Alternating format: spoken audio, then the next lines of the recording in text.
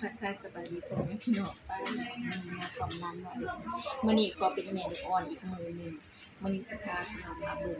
เครื่องสำอางที่โซนลิดเด้อทุกคนนะนี่โซนลิดมันสิเป็นโซนเซรั่ม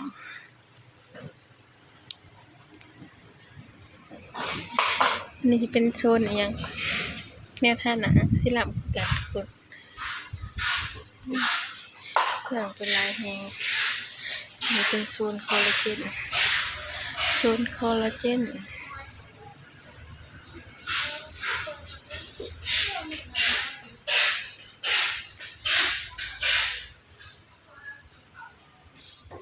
เป็นโซนคอลลาเจน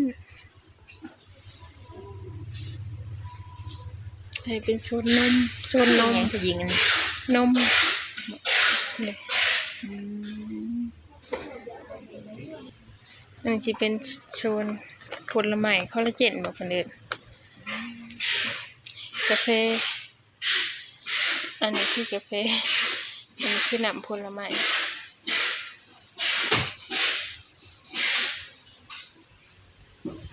หลายอย่างพี่น้องอันนี้คือชามะนาว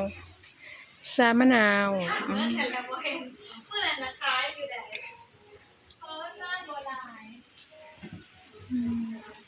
มีแต่ของอาหารเสริมทุกคน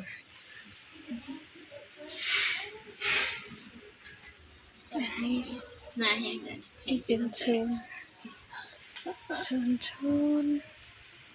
โอ้โหไอ้ยัง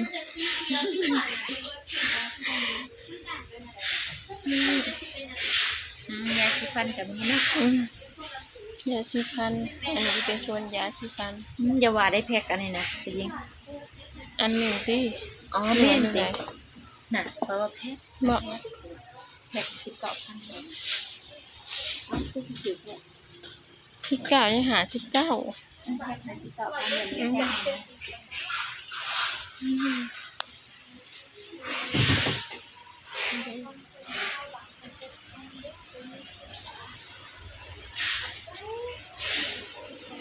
จะเป็นโซนครีม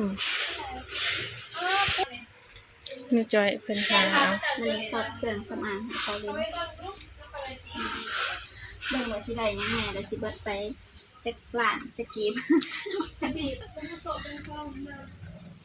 ถ้าหมามันจะมีแต่แบรนด์ของคนลาวกับแบรนด์หมาแล้วจะมีแบรนด์ของคนไทยหน่อยเนาะ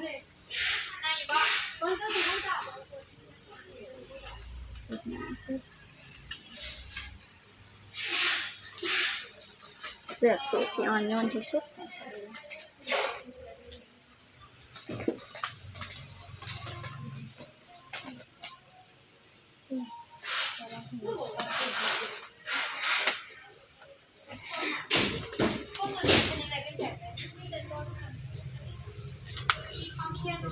มีซื้อมาบอกให้ตัวละเอาไปเลยโมแม่เอาไว้ตัวซีซอกแม่เต็มอยู่บอมันคนละสูตรตัวละนะแค่เดียวเอาเลยบอกจีสบู่อยู่ทางไหนมาไหมสบู่ยัง